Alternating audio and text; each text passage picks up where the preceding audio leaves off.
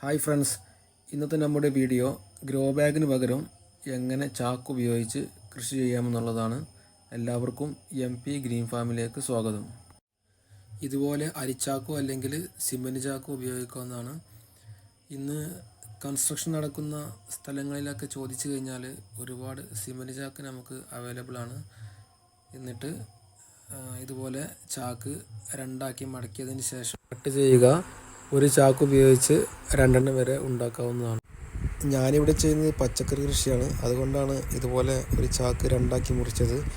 നിങ്ങളുടെ കൃഷി ഏതാണോ അതനുസരിച്ച് നിങ്ങൾക്കൊരു ചാക്ക് ഫുള്ളായിട്ട് വേണമെങ്കിലും ഉപയോഗിക്കാം.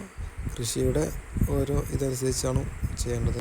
ഈ വീഡിയോയിൽ കാണുന്നത് പോലെ ചാക്കിൻ്റെ അടിഭാഗം ടൈറ്റാക്കി കെട്ടുക.